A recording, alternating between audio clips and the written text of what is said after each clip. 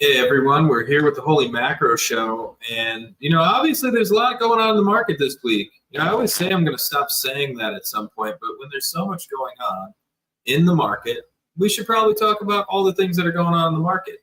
Kashop is here with me today, and he's been talking about a lot of things in the markets for a while. Which is one of them is Bitcoin. We've been talking about that. Kashop sold his Bitcoin pretty early.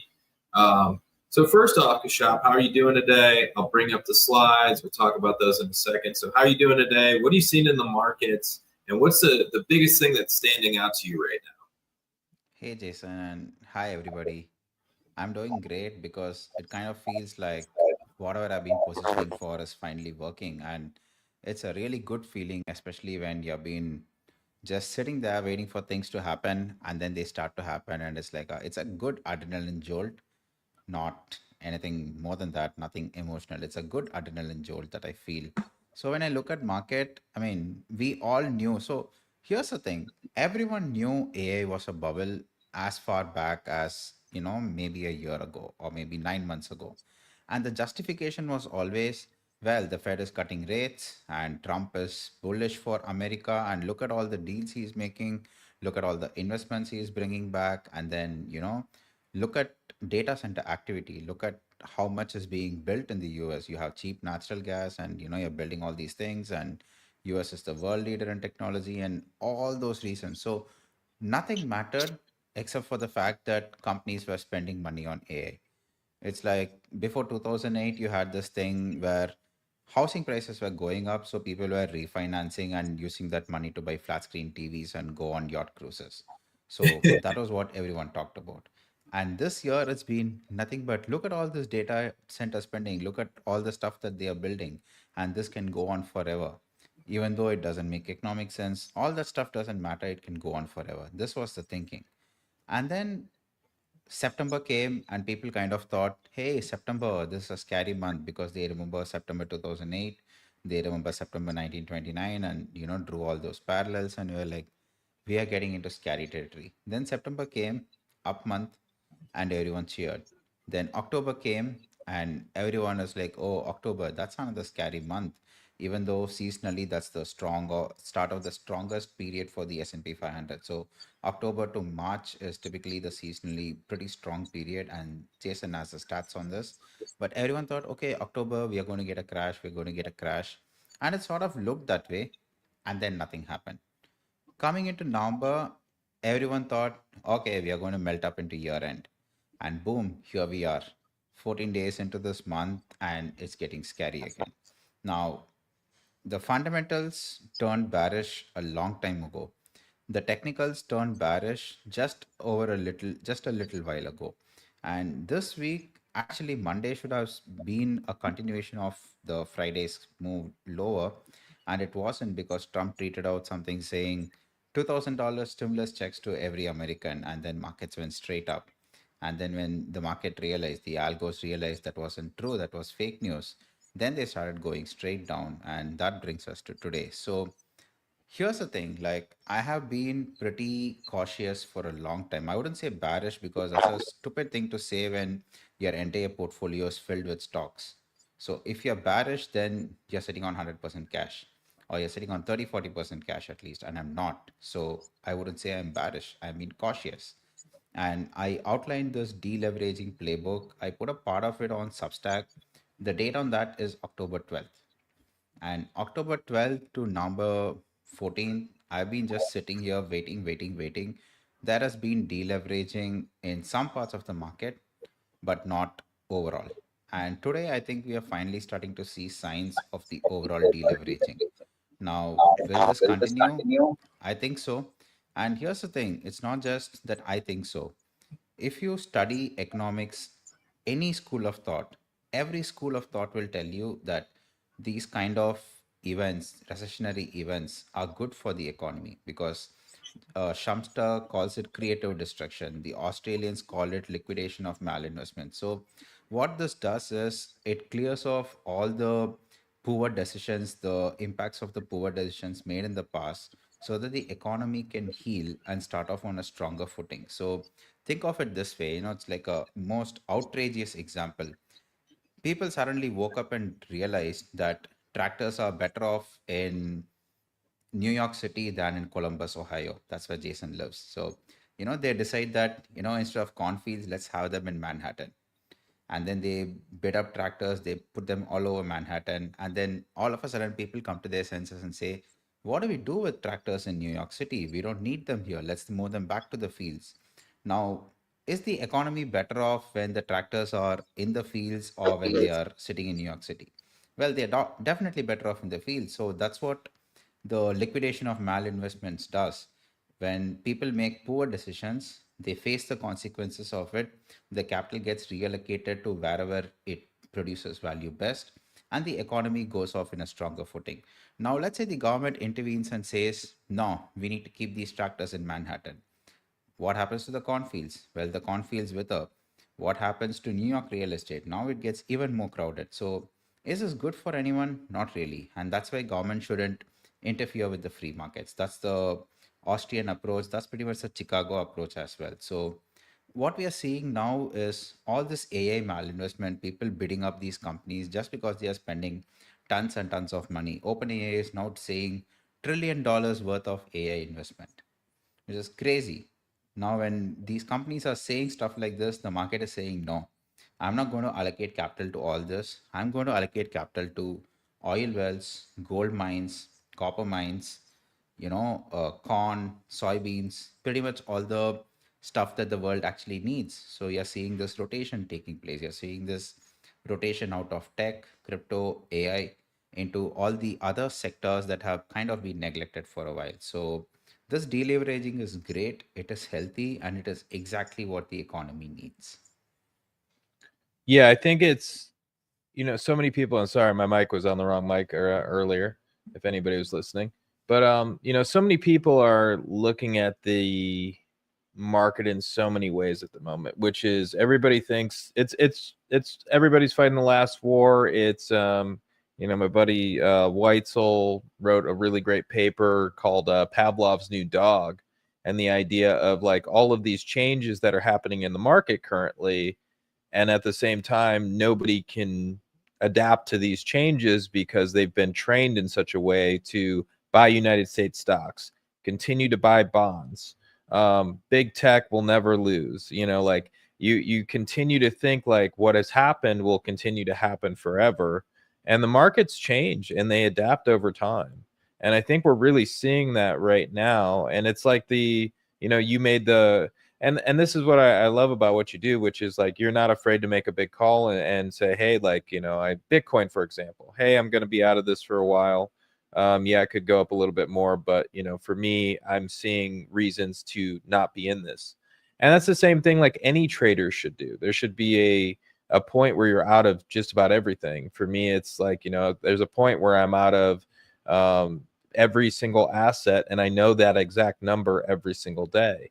And for a fundamental guy, it might be there's a point where I see something that I've been looking for that I know I need to be out of these assets at that moment. And so, making these big calls of going like, hey, I'm done with Bitcoin. Hey, I'm rotating out of, I don't think technology has much further to go. Once again, we're probabilities. Like we're all playing on probabilities, whatever style of trading we're doing. We don't know anything certain. We don't know the exact timing of things, but we can understand like markets are rotating under the surface, and we've been seeing that all year long. And you've been wanting to be in these areas. Like Kashap and I have been very, very long on the gold miners. We've talked about this every single week. There hasn't been really a time where we've even talked about selling the positions. We keep talking about the different environments that gold could really do well in here. Maybe some of the speculative names would go down if we get into like a bear market style environment. But if you're talking about gold and maybe some of the large cap names, I think they're probably fine in just about every environment. I'll let Kashap speak for himself on that, if you have something to add on that one.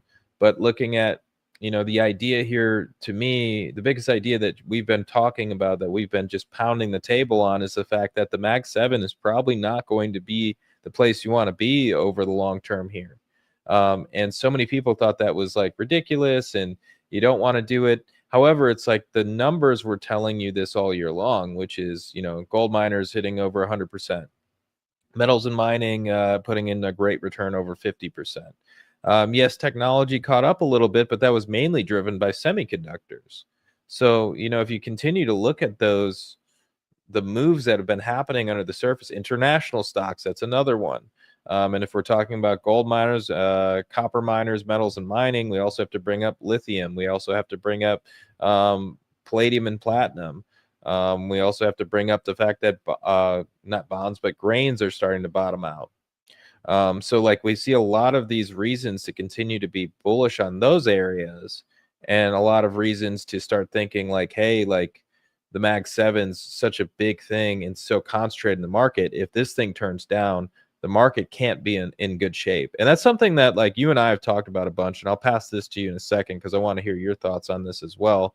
But if we're looking at the Mag 7 and we see this huge weighting in things like, the Nvidias, the Apples, and so on, these $5 trillion companies, can the market sustain itself anymore without these things? Like if we got in a scenario where like a lot of people keep saying like, maybe they stop, but the bull market will keep going. Yes, maybe stocks in certain sectors will continue up, but the S&P 500 as a whole is so concentrated in technology and in big technology that I don't think this thing can sustain itself anymore without those big tech names, unless those big tech names go from $5 trillion to a lot smaller, or ExxonMobil and some of these gold miners end up in the S&P 500, and those become the new Mag 7, so to speak. So if you look at S&P 500 by market cap, it's around 2.5 times the all the deposits in the banking system. So it's that big. Now you have a correction in the S&P 500. Let's just say Nvidia corrects to just 4 trillion or 3.5 trillion. Apple corrects from 4 to 3, and same with Microsoft. So you have these big corrections. How much money can the Fed print to really offset these corrections? Well, they really can't print, because you print a trillion, fine. Nvidia loses that in a week, let's say. Now, how do you offset that? And the problem with the Fed printing while stocks are deflating is that the Fed printing isn't going to stop stocks from deflating, because there are two components here. The first is when the Fed prints money, markets go up, bank deposits go up, money market funds, balances in money market funds go up, everything goes up, inflation goes up. But when the Fed prints while stocks are deflating, it is not necessarily true that the newly printed money will go back into equities. It could go into something completely different. It could go into commodities. It could just cause inflation even as stocks go lower. And we have seen this happen before.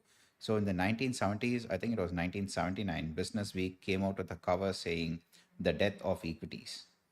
And they said that even though the Fed was printing. Why? Because the money was going into commodities. So pension funds were requesting permission to violate their stock and bond mandate and go into alternative investments. So let's say the Fed starts printing when stocks crash. Does that mean the S&P will inflate again? No, not really. And this is kind of one of the big myths that everyone believes right now, which is that, yeah, the Fed said they're going to rescue QE in December, so buy the dip. But okay, you buy the dip and the Fed does resume QE. And what if people don't buy into Bitcoin again? What if people don't buy into AI again? Then what? And this is the scenario no one's talking about, no one's prepared for, because I mean, we have had a bull market in technology for such a long time, people take it for granted. So you really need to read your history, go back to the historic parallels to kind of understand this. So you go back to 1989. So Japan was the number 2 economy in the world. There were so many books written about Japan. People thought it's going to overtake the United States. The Japanese way of doing business was being studied. People were learning Japanese. And then they had this big move up to 1990, and then a bust. And in that bust, the Bank of Japan kept printing money. In fact, they kept printing money for next 2 decades, and they still couldn't get the Nikkei back to its previous high. And then Abenomics comes along and he says, let the Bank of Japan directly buy the equity market. So it's Yeah. like if the Federal Reserve is buying the SPY ETF every day, which is what the Bank of Japan was doing to the Nikkei, the Japanese index, and they still couldn't get it all the way up to the highs. And now finally Nikkei is at 50,000, which is like a 25% gain from where it closed in 1990. And it took 2.5 decades of money printing to get it there. And it's the same way. You go back to the NASDAQ composite, which was the big index back in the dot-com bubble. It took 14 years for the NASDAQ composite to break even. And during these 14 years, Alan Greenspan printed money, Ben Bernanke printed money, and then Yellen printed money, and still it wasn't enough. So it took that much money printing to get it back to its nominal highs. You look at Cisco, it's still nowhere close to where it was at the top of that cycle. So money printing alone is not going to be enough. There's got to be some other catalyst. Now, sure, uh, you print money over 2 decades. I'm pretty sure Apple and Nvidia and everything will go up just because the denominator is so debased. But then, if you're printing money at that rapid a pace, then you really have to compare stocks as a ratio to something else other than the US dollar, which is gold. Now, when you look at the S&P 500 priced in gold, it's actually gone nowhere in something like 25 years, I think. So since 2000 to now, S&P 500 priced in gold has gone nowhere. Same with Bitcoin. You look at Bitcoin priced in gold, it's below its 2021 highs. So it hasn't kept up. So in nominal terms, sure, money printing will sort of make things go up in the long run, but that's not the bet you want to make. The bet you want to make is when the Fed prints money next time, where is that new money going to go into? It's not going to go into your previous year's winners. It's not going to go into last year's trades. So you have to figure out where it's going to go into next. And that's what we as macro traders do. So both Jason and I, that's what we sit and figure out. And he has his systems and I have my systems, my way of doing things. So that's what we do. Yeah, I think it's really important to just understand that fact, which is where's money going to go next? Like that's it's the biggest thing I think we do as macro traders. I think it's easy to go, hey, you know, like looking at price signals, for example, or looking at fundamentals, for example. That all, you know, it can work, but what really is the catalyst to make you really make a lot of money, or what you actually look at next to take these signals in? Well, that's the macro, and that's figuring out where money's flowing to next. It's the reason why, you know, I always bring up that chart on gold, copper, oil. It doesn't tell me timing. The timing of it, I have no idea because the market doesn't move on my time. I would love for energy to just take off and rip everybody's faces off today. However, I am not in control of what the market wants to do, and the market doesn't care what I want. So I think it's just a continuation of here. We just need to continue to understand what's happening, like what's really happening right now. Being present in the market, what do you see happening? And I think the answer to me is money's flowing out of anything that isn't real at the moment. Like if we're like some very speculative tech names, sure, we see some of those moving and they look decent. But if we're looking at, you know, these huge companies, we're seeing like these valuations do matter. You know, at some point they're going to come back to reality at some point. Nvidia will come back to reality at some point. That doesn't mean I'm saying like Nvidia is a bad company. It doesn't mean I'm saying Apple's a bad company or a bad investment over the next 30 years. I'm saying as a trader, like things ebb and flow. And you want to be in the strongest names to make the most amount of money most of the time. And what's moving strongly? Where's money flowing to? Well, it continues to flow in these different areas. Whether we're talking about gold miners, lithium names, steel stocks, aluminum stocks, like copper miners, like we're seeing them move into these different areas, and especially international wise.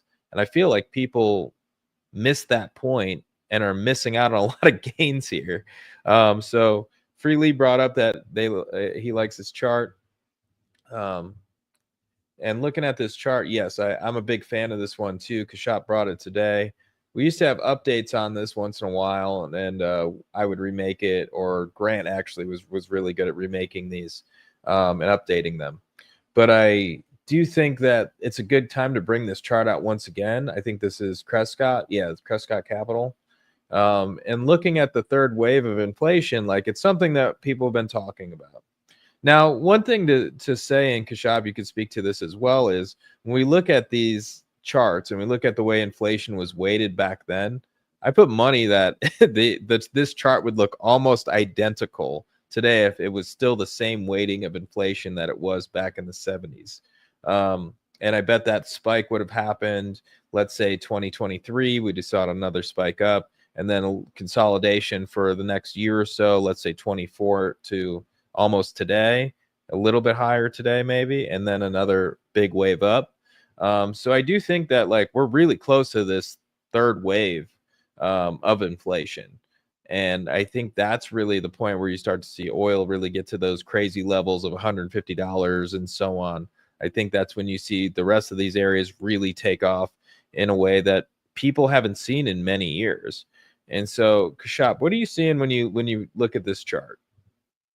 So, to your point on oil, I think so. I think that's really the missing piece here. So, and yes, I completely agree with you. If you go by the shadow stats methodology, they do the CPI calculation as if it were the same composition as it was in the 1980s, and they project much higher inflation right now than what the current CPI is. And I mean, the CPI has kind of become a joke. So, April 2024, coffee prices shot up. So, they decided let's remove coffee from the CPI. Yep. And health insurance premiums go up, but they say it's going down. And the reason for that is they don't calculate health insurance premiums. They ask insurance companies what is their profitability. And when they say, well, my profitability has gone down, then they say, okay, well, that means health insurance premiums have gone down. It's a completely ridiculous way of doing things. And it's even worse right now because of the government shutdown. I think it was JP Morgan or some of these big firms which did a study and said there are so many empty cells in the CPI Excel spreadsheet that they don't even bother to calculate those numbers. They just put in random values and they just give us the data. And that was an eye opener for a big chunk of the community, which relies on this number as if it were, some unadulterated truth, and it's not. So, looking at this chart, all I can see is it's going to get much, much worse. Inflation is going to get so much worse. And this is without even taking into account the tariffs, without taking into account all the unemployment, not the unemployment, sorry, the emigration out of the US. Like people are not working because you don't want to get deported. So what does that do to the labor supply? The labor pool shrinks. And what does that mean? It means higher cost for the producers, which means higher inflation somewhere down the road. Now, to offset this, you have the deflationary forces, which is you have bankruptcies rising, and you do have these other factors. For instance, oil is kind of stuck at 60. I don't know why, but it's kind of stuck at 60, and that's probably the only reason inflation is at this level. So I think when we see energy moving, it's going to escalate really, really rapidly. It's going to be so rapid that we will not be prepared for it. And energy moving, so the title of this episode is Has the Bear Market Already Started? Now, the only thing which would prevent me from saying definitely yes is the fact that energy hasn't moved. So if you look at all the past recessions, it was followed by energy having a big up move, and energy kind of got to a point where it killed the economy. Meaning energy prices got so high that the inflation got so much worse that the economy just stuttered, and then you had the recession. So higher energy prices precede every single recession in history, and we haven't seen that today. So that's the only factor which tells me I'm not very sure if we are already in one, but everything else points in that direction. And this recession, I think we're probably going to reach a point where energy goes up during a recession, which is what we call stagflation. So I think that's what we are setting up for. I'm not going to make predictions as to, yes, this is definitely what's happening, but it kind of looks like that's where we are heading. No, I agree. And so Nick also mentioned the volume for Kashap. I turned it back. I turned his volume all the way up. I have settings over here too, Kashap. So I turned your volume all the way up. So Nick, let us know if that sounds any better next time Kashap is speaking. Yeah, I moved it a little closer. Just let me know, because I know I That had sounds this a lot issue in better. the last. Yeah. Okay. Yeah, Okay. it sounds really good to me, but you guys let me know, because I know Okay. there's a difference between both of our mics, I'm assuming. But Right. but yeah, so looking at this, I agree, which is the simple fact of, if you look at 2008, for example, Okay, Nick said it's a lot better. So if you look at 2008, for example, people forget like the energy move that happened. Like everybody forgets about this. Like I don't know how, but every single person is like, oh yeah, well, energy in 2000s, like, and every time I bring it up, people are like, oh, I never really looked at the energy market in the 2000s. It's like it was a huge move. I think the XLE as a sector was up 300%. Some of the stocks hitting 1,000, 2,000 in the large cap names. So it was a really big move in the energy stocks that year, or that decade, basically. And then you get to this big blow off top that happens. And when does that happen? Basically from 07 into 08, right into the recession. So think about, and one that's in recent history to pay attention to, which is off of the 2020 lows. You get basically 2020 happens. You have oil prices go negative, and then oil prices just continue to move up higher at a very fast rate, as well as the XLE sector started to move higher at a very fast rate starting in November 2020. So then November 2020 happens. We get this massive skyrocket in energy stocks and then oil stocks. And then what happens in 22? Well, the stock market can't catch a bid, but energy stocks are still moving up. I think energy still closed the year around 50% in 2022, and the S&P 500 would have been down 20. So that's usually what you see around like these recessionary cycles. So like I could see a scenario here, and this is what I've been thinking the whole time, which is like, I don't know exactly when technology will completely die. Is it today? Has it already happened? I'm not 100% yet. The trend is still not great, but it's not bearish yet, long-term primary trend. And when that happens, I'll come back on here and say, hey, that the primary trend is broken. But at the moment, I'm not seeing it yet.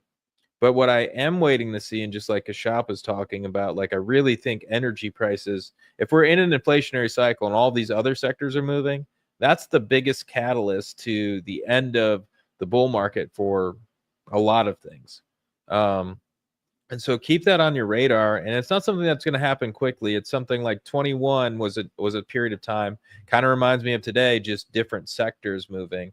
21 was a period of time where you had the S&P 500. It's kind of struggling. It's in an uptrend, but it's struggling. It's really underperforming energy. It's really underperforming China. It's really underperforming small caps, micro caps, and so on. And so like today, it's kind of, the S&P 500 is in an uptrend, but it's really underperforming gold miners, copper miners, steel stocks, and some of these other commodity-based areas that are doing really well. So, it reminds me of today in that sense, but the only thing that's missing from that story is energy. So I think that's a good catalyst for everybody to keep an eye on. Going to the next one, go back one. So all these headlines came out, and I wanted to pass this off you, Kashap. You talked about this a little bit earlier, where we had, some of these are like just Trump throwing stuff out there. He has a tendency to throw things out there, and sometimes they really do happen. Sometimes he has a tendency of throwing stuff out there and nothing happens, and he's just trying to pump the market or do whatever he's doing. So when you're seeing these headlines, as a macro trader, how do you look at these? And then after that, we'll get to Paris's question, and then there was another one up here too from Eric. So the headlines, it's if you're a day trader, let's say, even if the headline is bullshit, it's never going to happen, it's never going to pass Congress, and it's just throwing ideas out there, well, you still have to trade it. Now, if you're a swing trader and you're going to see, that you're going to see your position go against you because of something Trump said, and this is something that we cannot avoid for the next 4 years, right? So if you can grit your teeth and stick through it, and it fits your time horizon, then you ignore it again. Now, if you're a even longer term trader, let's say your time horizon starts at 3 to 4 weeks and it goes to 3 to 4 months, then you can just ignore pretty much everything except the ones that will result in actual action. So I'll give you an example. So rare earths. So the US Department of Defense or the Department of War right now, they were actually serious about investing in rare earths, and this phenomenon predated Trump. The previous administration did it too, just that the grants were kind of small and it didn't make the news. Under Trump, it made the news. Now, same with uranium and same with putting these minerals on a critical minerals watch list. So all these actions, they have an actual consequence, because when you do this, now when you say that you're going to be taking 20 different projects and you're going to fast track their permitting, now that makes a significant impact in terms of, so if you look at the way the mines are valued, if you look at the way they are financed, you know that shaving even a few years off the permitting process adds a lot of value. It's like if you're a real estate developer and you can get your permits tomorrow instead of waiting 2 years for it, the value of the property goes up. So in those cases where the impact is real, yes, it matters. In those cases, like Float's idea of giving $2,000 in tariff dividends, well, that's just fluff. So you don't really have to care about that. And that's pretty much what I do. It's good for a 1 day pump in the market. I'm just going to stick it out and not do anything. But all these things, all these headlines, the one thing that it does, and I know I keep talking about this often, is it erodes confidence in America. The outside world looks at this and they're like, man, this feels weird. So what do? They sell their US dollars and they buy gold. And that's what central banks have been doing all year. And now that's what individual investors are doing all years. Like Bullion Star keeps tweeting about lines outside gold shops. Now, I don't know how much of that is true and how much of that is marketing, because I'm sure there's an element of marketing there as well. But So I'm not it's seeing true any in of the- that in the United States currently. Like nothing in the United States currently like that. But I did see it overseas. But that's once again nothing I can see personally. Yeah, and it's there is real genuine demand for gold. We can see it. There's real genuine demand for silver. We can see it. And that's what happens whenever you get these fantastic headlines. People are like, we are starting to think about US risk. So usually people don't consider the US to have any kind of jurisdictional risk. Now, if you go back to pre-Brexit era, it was the same with the UK. People did not consider there was a jurisdictional risk in the UK. And then suddenly it was there and they had to think about it. And it's the same with Germany, with France. I mean, at least with France, you have all these leftist elections and there's jurisdictional risk. But usually with the US, people don't think there is jurisdictional risk, but now they're starting to price it in. So when that happens, your dollar no longer acts as a safe haven. And I think that's what we are seeing at the dollar index. Like, why are we seeing euros going up even though Europe is a mess? Well, it's because it's the anti-dollar trade. No other reason than the fact that Europeans have been pumping capital into the US for more than a decade, since the pigs crisis of 2011, and now they're kind of slowly repatriating a little bit back. And that little bit makes all the difference. So when you have these fantastic pieces of news being floated around, what happens is the US loses a little bit of its luster. The US capital markets lose a little bit of their luster. Other than that, I don't think it's really tradable, because unless you have advanced information about something, it's really not tradable. No, I think so too. And so let's move past the headlines here. So we got headlines are interesting, something to just pay attention to, but let's move past these for a second. Let's get to some of these questions. So Paris asks, what do you think of Remex for a purchase? Is that So is it the talking real about estate buying? company? I think that's the rare earths ETF. Oh, the rare earths ETF. So that's mostly Chinese stocks. So if you're buying in, you're buying Chinese smelters and the like. So I would avoid that. So if the goal is to get exposure to Chinese stocks, Chinese industrial stocks, then yeah, sure, go for it. If the goal is to play the rare earths theme, then I think you can do better. So there's Linas Corp in Australia. I think there's a OTC as well. So you can buy that. You can buy Mountain Pass, MP, although that's kind of like very overvalued now with all the hype that's going on. And then there's Energy Fuels, which is a pure play on rare earths in the US. And then there's Neo Performance Materials, where they're building a processing facility in Estonia. So you can check that out. So I guess if you're looking for a long-term exposure to rare earths, you're better off picking these individual stocks than going with the ETF. But if you're just playing the theme, playing the liquidity, then unfortunately the ETF is the only way to go. But I would really say dig into the individual names and avoid going into the ETF, because you're getting a lot of exposure to China and you may not even realize that you're getting that exposure. I'm personally very happy with the exposure to China in there. that's what I'm doing it for. But for me, it just depends on what investor you are. You know, Kashap is very good at picking the stocks. He has a skill with that most people don't in the world. And so, like, you know, for me, I really like playing the themes, like understanding, hey, I'm going to be here, but also, like Kashap mentioned, like understand what ETF you're purchasing. Are you purchasing an ETF that's going to be primarily in China?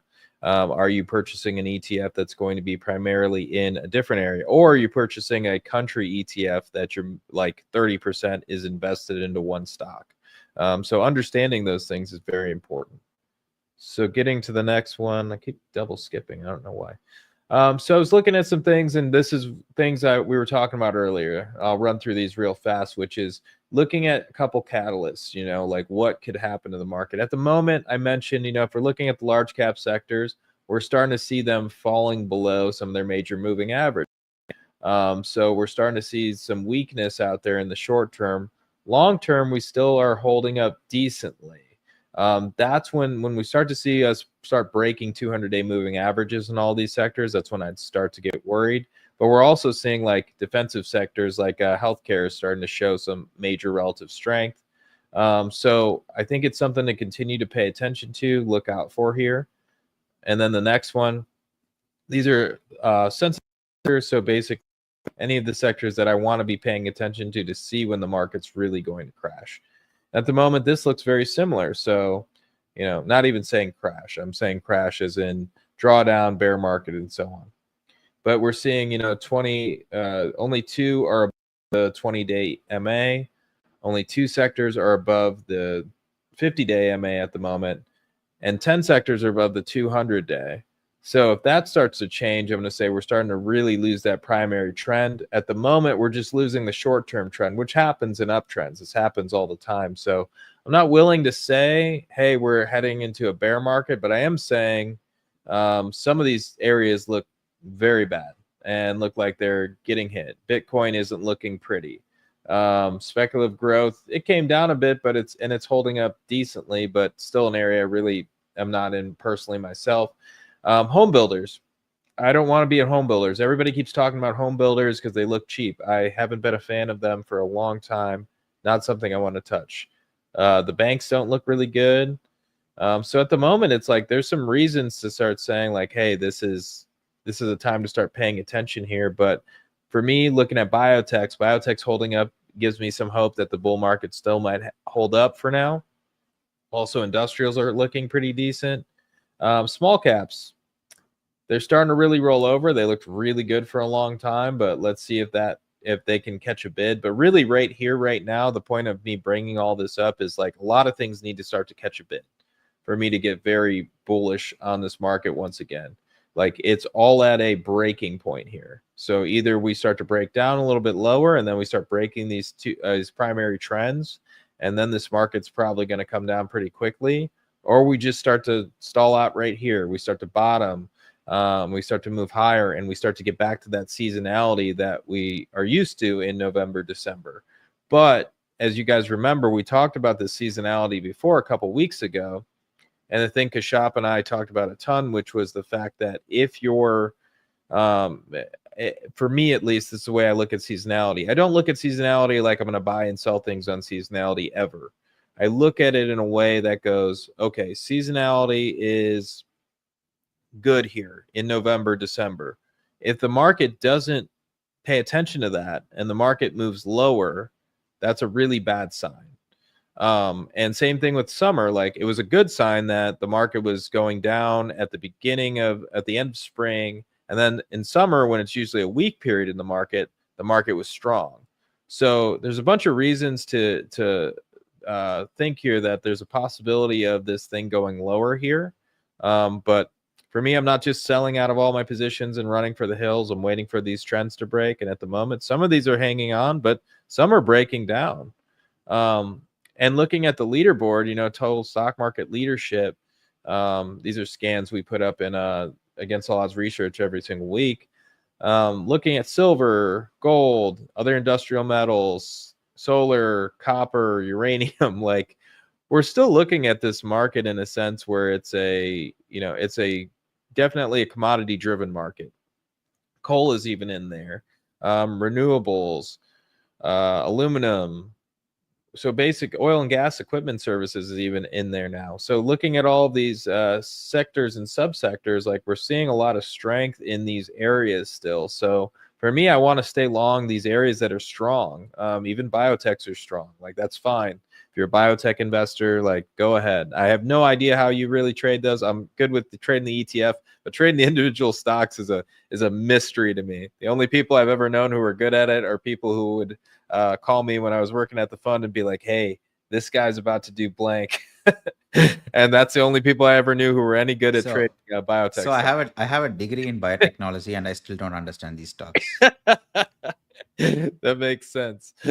It's just like you're basically like, okay, there's no earnings, there's no nothing, but this person has a really cool idea, so therefore I'm going to invest in it. But one thing why I said it earlier, and this is something that's important for macro traders, why I said earlier is looking at biotechnology and seeing it holding up so strong is one of my bullish points that I think I will continue to stick on here. And the reason is that it is a sector full of nothing. Like there's no real fundamentals, there's no real anything besides speculation. And if it's getting bid, I'm not that bearish on the full market at the moment because there's some reason it's getting bid. It's kind of like Bitcoin, but these both are diverging at the moment. So for me, it's a watch biotechnology. If that starts to roll over, that's a really bad sign. Bitcoin is already rolling over. If it doesn't bottom right here, right now, it's also a bad sign. But yeah, it's definitely an interesting market structure at the moment. And one last chart, speaking about Bitcoin, we're seeing this rollover here in Bitcoin, and the S&P 500 has a tendency of following Bitcoin. People, talk about the correlation sometimes, and then like when it feels okay to them to just bypass that whole correlation, they just don't talk about it anymore. And it's like that correlation exists and it's here. And when we're looking at this and you see Bitcoin bottoming out, like that's a time where the market's usually in a pretty bullish posture. And then when you see Bitcoin topping out, it's a period of time where the market could go lower pretty quickly. So I don't know if Bitcoin's going to just do what it does and possibly bottom out here and roll back up. I don't know if it's just going to chop around forever, and I don't know if it's going to head into a bear market. But what I do know is that you have to pay attention to the chart right now. If Bitcoin starts to break down, I would be very bearish on this market. If it just continues to break down, let's say we get past 90, 80,000, like I don't think the S&P 500 is going to continue higher in that. I think it tells us a lot about, the structure of the market. Paris, we're getting to it. I talked to the one thing, we got on a tangent. You guys should know me by now that I don't have like much of a filter and I could end up all over the place on one thing. So Paris had a question for you, Kashab, which is, and we'll end on this. He said, Jason, he already knows my take on this, which is probably like stay long the trend or something. But he said, let's say a gold miner, and this is a question for you, Kashab. Let's say a gold miner is overvalued right now, but I know that gold will go higher, and thus the stock's earning ... In this case, is it better to hold on, book some profit, or completely exit the stock? I just want to know Kashab's perspective on this situation. So he's basically asking if you think gold prices are moving higher and you have a stock that's very overvalued, would you keep holding on to this stock? Would you take profits? Would you sell it? What would you do? So I think he's talking about the royalty companies because at current prices, unless you really look somewhere in the mid caps for an overvalued stock, I don't see too much overvaluation overall in the gold producing space, the miners which actually dig up the earth and convert it into gold. Now, if you look at the royalty companies, that's a whole different story, and they are all fantastically overvalued. Now, here's the thing. So go back to there's a stock in the S&P 500 called Texas Pacific Land, TPL. So you go look at what it was doing in 2004, 2006. And so basically they have a lot of land in the Permian and they get royalties from the producing oil wells in that region. 2007, people said Permian is dead. The Permian Basin is dead, and these stocks went nowhere. And then the shale boom started. Permian became hot. This company's earnings picked up, and it was overvalued all along the way until, say, 2 years back, when they had a shareholder lawsuit and a whole mess. But point is, it spent an entire decade being overvalued and growing into that valuation because it was a royalty company, and the land in which they had their royalties were so prolific, so productive. So in a situation like that, is overvaluation, or it's overvalued compared to even 2 years worth of next 2 years of earnings, is that really reason to exit a stock? Not really.